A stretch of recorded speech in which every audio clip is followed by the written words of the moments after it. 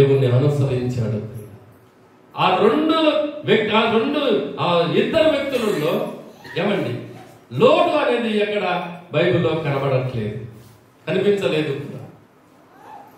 అంటే వారు స్టార్ట్ అయింది మొదలుకొని ఒక నూతనమైన కోణాన్ని ఎంచుకుంటూ పోతున్నారు. వాళ్ళు అనుకున్న గమ్యాన్ని వారిద్దరూ చేరారు. ఉదాహరణ చెప్తాను, మోసేను మనం ఇక్కడ తక్కువ అంచనేసి చెప్పడం అని కాదు, కానీ మోసే కూడా అహరోను కూడా చేరలేకపోయారు. కానీ యెహోషువ కాలేబు మాత్రం ఆ కానాను దేశంలో అడుగుపెట్టారు. హల్లెలూయా.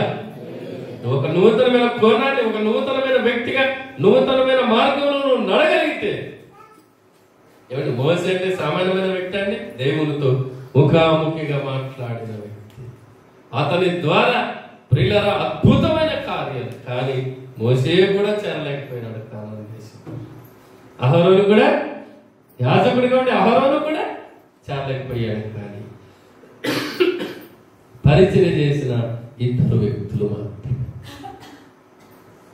పరిచర్య చేసిన ఇద్దరు వ్యక్తులు ఆ జనాంగంలోన, ప్రియులారా ఇద్దరు వ్యక్తులు ఆ జనాంగంలోన, ఏమండి ఆ జనాంగంలోన ఇద్దరు వ్యక్తులు కానాను దేశంలోన వారు ప్రవేశించారు. హల్లెలూయా చెప్పండి. హల్లెలూయా. వారొక నూతనమైన వ్యక్తులుగా మార్చబడ్డారు. అంతమంది లక్షల జనాభా ఉన్నా కూడా వారి మార్గాన్ని మాత్రము కదలలేదు, వారి మనసు మాత్రం కదలలేదు, వారి జీవితాలు మాత్రం కదలలేదు. నూతనమైన వ్యక్తులుగా మార్చబడి నూతనమైన కోణంలోన ఆ నూతనత్వంలోనే బయలుదేరి వెళ్ళినందువల్ల చేరాల్సిన గమ్యం చేరాలి. వెళ్ళాలిన చోటికి ఆ ఇద్దరు వ్యక్తులు అడుగు పెట్టారు. అది నూతన సృష్టి అంటే. అర్థమైందా అండి? అర్థమైందా? పాతలు అందరూ ఊడిపోయినారు, రాలిపోయినారు. అంతే అరణ్య ప్రదేశంలో లక్షల జనాభా, ఇంచుమించు దాదాపుగా 25 లక్షల జనాభా ఐగుప్తు దేశం నుండి బయలుదేరింది అని. ఎన్ని జనాభా? 25 లక్షల జనాభా ఐగుప్తు దేశం నుండి బయలుదేరితే కానాను దేశంలో చేరింది ఎంతమంది? ఇద్దరు వ్యక్తులు. హల్లెలూయా. ఇద్దరు వ్యక్తులు. ఎలా సాధ్యమైందంటే, అవును, వారు దేవునిలోన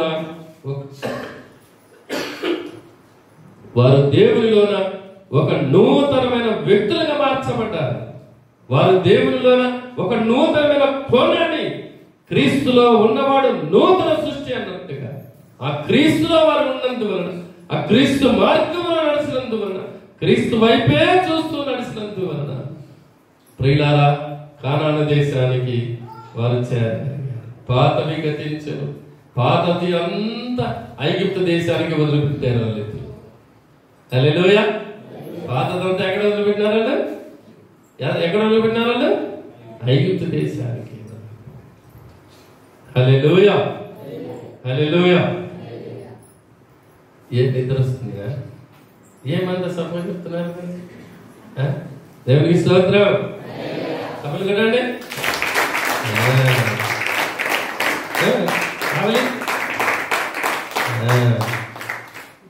ఈ కొంచెంగా ఆవలించుకుంటారు, నూసుకుంటుంటే ఇంకా నెల ఆన్లైన్ ప్రేయర్ చేస్తారబ్బా మీరు.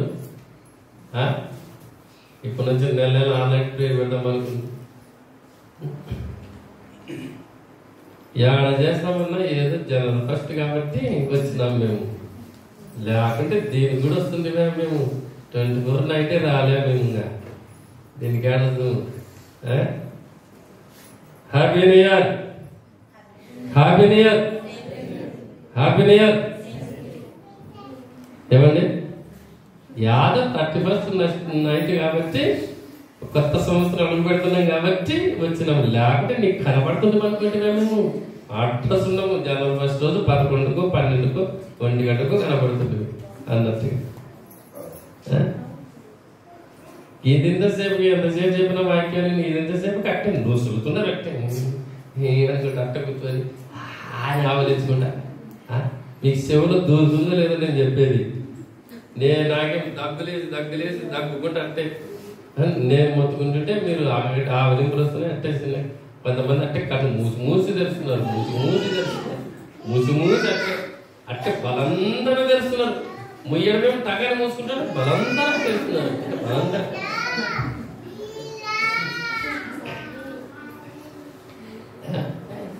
ఇప్పుడు మహేష్ గారు రాలేదా, పోటీలు కట్టేసినాడు. తనను చూస్తేనే భయం అవుతుంది నాకు. దానికి నీళ్లు పెట్టాలా మేత పెట్టాలా, తన దగ్గర బాలంటేనే భయం అవుతుంది. ఇట్లా చూస్తాయి అట్లే అట్లా సందులో పోయి ఏమన్నా క్లాస్ ఇట్లా చూస్తాయి. వాడికి ఫోన్ చేస్తే రానే రాడు. హల్లెలూయా. దేవునికి స్తోత్రం. ఎంతసేపు చెప్తావో ఒక అరగంట చెప్తున్నా, గంట సేపు చెప్తానా, గంట సేపు చెప్తున్నా, అదే చెప్తానా, అందుకనే దూకుతున్నారు కదా. చూడండి మరి ఏమేమిటో సపోర్ట్ తగ్గుతుందో. చూడు ఏమంటుంది తెలిసిన ప్రభా సిగ్గులా మీకు అట్లా నిద్రపోతున్నా చూడు, నేను చిన్న దాటి బాగా నిలబడిందండి. మహారాజుకే దేవుని మహిమ కలుగును గాక. రైట్, ఏం చేద్దాం మరి ఇప్పుడు? ఏం చేద్దాం మనం చెప్పండి? ఏం చేద్దాం లేదా ముగి ఇంకా దాన్ని తెచ్చుకున్నాము చల్లగా చేస్తుంది. ఏం చేస్తాను చెప్పండి? కాగా చెప్పండి. ఎవడైనా నువ్వు క్రీస్తునందున్న ఎడల వాడు నూతన సృష్టి, పాతవి గతించను క్రొత్త వాయు. ఈ సంవత్సరంలోన ఒక నూతనమైన వ్యక్తిగా అడుగుపెట్టి నూతనమైన కోణాన్ని నేర్చుకో. ఏమండి, ఒక క్రొత్త జీవితాన్ని నీ జీవితంలో నువ్వు అనుభవించాలి. ఈ సంవత్సరం ఒక నూతనమైన వ్యక్తిలో నువ్వు దేవునిలో జీవించగలిగితే నూతనమైన కార్యాలు ఈ సంవత్సరం చూస్తావు. హల్లెలూయా చెప్పండి. నూతనమైన నువ్వు కనివిని ఎరగనటువంటి కార్యాలను ఈ సంవత్సరంలో చూస్తావు. ఎన్ని అద్భుతములు చూస్తావు అని అంటే దేవుడు చేసే ప్రతి కార్యాన్ని నువ్వు చూస్తావు. పాత జీవితం అంతా కంప్లీట్ గా వదిలేసుకో. ఒక నూతనమైన వ్యక్తిగా మార్చబడు. ఒక నూతనమైన వ్యక్తిగా, ఒక నూతనమైన కోణాన్ని నువ్వు ఎంచుకొని దాని ప్రకారంగా నువ్వు నడవగలిగితే ప్రియుడా నీ ఆత్మ వర్ధిల్లుచున్న ప్రకారం నువ్వు అన్ని విషయంలో వర్ధిల్లుతావు, సౌఖ్యముగా ఉంటావు అని బైబిల్ గ్రంథం చెబుతుంది. ఒక నూతనమైన కోణాన్ని ఎంచుకో. అది నీ శరీర సంబంధమైన కోణాన్ని ఎప్పుడు ఎంచుకోవద్దు. దేవునికి సంబంధించిన ఆత్మీయ ఒక కోణాన్ని తీసుకో, దాంట్లో అడుగు పెట్టును. దానిని కష్టమైన, నష్టమైన, ఎలాంటి అననుకూల పరిస్థితులైనా విడిచిపెట్టద్దు ఆ కోణాన్ని. యెహోవా కొరకు ఎదురు చూసి వారు నూతన బలము పొందుతారు. నువ్వు ఆయన కొరకు ఎదురు చూసుకుంటా, ఆయన వైపు చూసుకుంటూ అడుగు పెట్టు. ఎన్ని అననుకూల పరిస్థితులు వచ్చినా నువ్వు విడిచిపెట్టొద్దు. ఆ మార్గాన్ని నువ్వు విడిచిపెట్టొద్దు, ఆ కోణాన్ని విడిచిపెట్టొద్దు. విశ్వాసములకు కర్తయు దానిని కొనసాగించు వాడినైన యేసు వైపు చూసుచు మన ఎదుట ఉంచబడిన పందెములు ఓపికతో పరిగెత్తు. కనిపెట్టుకొని ఓపికతో విసుక్కోకుండగా, ఏమండి, కనిపెట్టుకొని యెహోవా కొరకు కనిపెట్టుకొని వాడు ధన్యుడు. నేను యెహోవా కొరకు కనిపెట్టుకొనుచున్నాను. అనుక్షణము నా గడప యొద్ద కనిపెట్టుకొని వాడు ధన్యుడు. నువ్వు ఆ నూతనమైన కోణాన్ని నువ్వు నడవగలిగితే నీ జీవితంలోన నీ ఆత్మీయ జీవితం వర్తిల్లుతుంది. నీ బాహ్యమైన అవసరతలన్నీ కూడా తీర్చబడతాయి. అందుకే అంటున్నాడు, నువ్వు ఒక నూతనమైన సృష్టి కాగా ఎవడైనాను క్రీస్తునందున్న ఎడల వాడు చెప్పండి నూతన సృష్టి. ఒక తీర్మానానికి వద్దాం. పోయిన సంవత్సరం ఎన్ని ఆదివారాలు తప్పించినావు? పోయిన సంవత్సరం ఎన్నిసార్లు నువ్వు బలలో చేయలేకపోయినావు? ఎన్నిసార్లు మందిరంలో ప్రార్థన చేయలేకపోయావు? ఎన్నిసార్లు ఉపవాసం ఉండాలనుకొని ఉండలేకపోయినావు? ఒక తీర్మానం చేసుకో.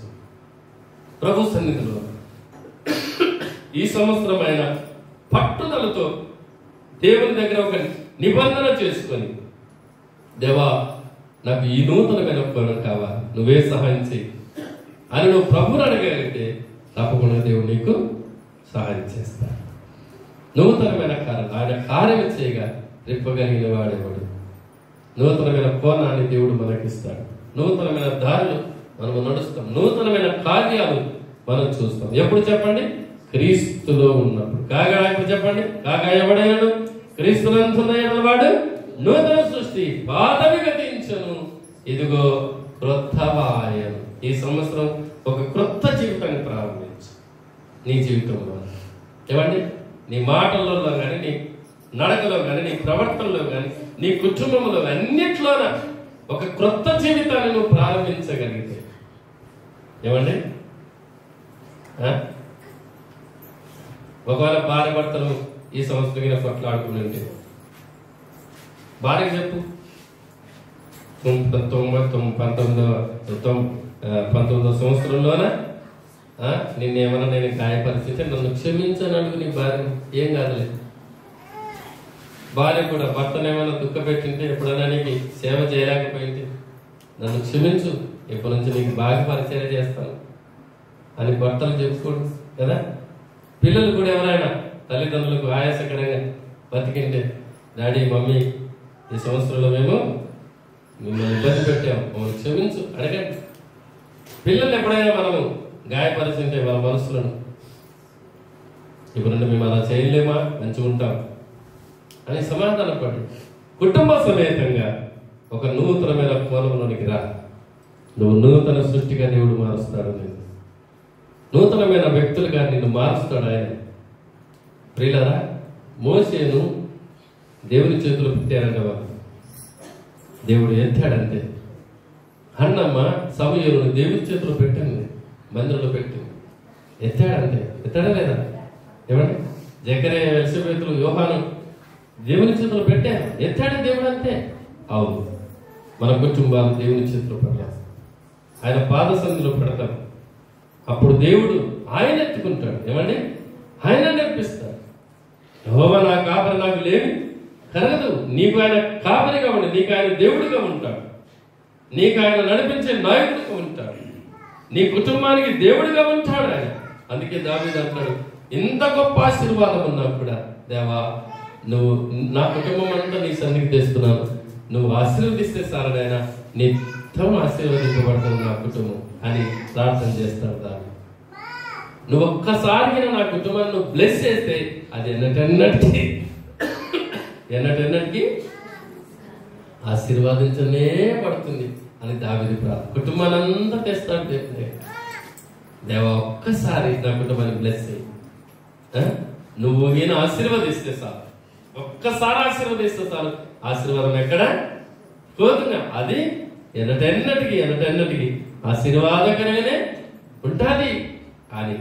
ప్రియులారా, అందుకే బైబిల్ గ్రంథాన్ని మనం చదువుతూ ఉంటే దావీదు వంశంలో సొలొమోను నుండి తీసుకుంటే ఆ రాజులు, దావీదు సంతానంలో ఉన్న రాజులు ఎవరి తప్పు చేసినా కూడా దేవుడు అంటూ దావీదును బట్టి ఒక గోత్రాన్ని నిలబెట్టి, దావీదును బట్టి ఒక వ్యక్తిని నిలబెట్టి, దావీదును బట్టి ఒక దీపాన్ని పెడతా నేను అని దావీదు వాగ్దానం చేసిన నేను అనుకుంటా దేవుడు ఒక వ్యక్తిని ఆ గోత్రంలో నిలబెట్టుకుంటా వస్తాడు. ఎంత గొప్ప వాగ్దానం ఉండే! దావీదును బట్టి ఏమంటే దావీదును బట్టి కనుక ఈ రోజు నువ్వు దేవుని దగ్గర తీర్మానం చేసుకుంటే, నీ కుటుంబ సమేతంగా దేవుని సన్నిధిలో ఒక తీర్మానం చేసుకుంటే, నిన్ను బట్టి నీ పిల్లలు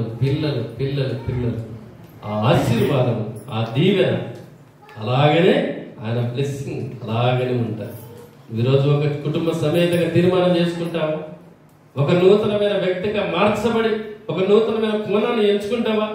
నువ్వు నీ కుటుంబ సమేతంగా దేవుని సన్నిధిలో గడపడానికి ఏదైనా కావచ్చు, దేవుని సన్నిధిలో గడపడానికి నువ్వు తీర్మానం చేసుకున్నట్లయితే దేవుడు నీ కుటుంబాన్ని బ్లెస్ చేస్తాడు. నీవు నీ తరతరములకు నిన్ను బట్టి దేవుడు వారిని ఆశీర్వదించుకుంటూనే వస్తాడు. మోకరించండి, కళ్ళు మూసుకున్నాం, ప్రార్థన చేసుకున్నాం. హల్లెలూయా, స్తోత్రం స్తోత్రం స్తోత్రం స్తోత్రం. దేవా నీకు స్తోత్రం, ప్రభువా నీకు స్తోత్రం. తండ్రి మీకు స్తోత్రం.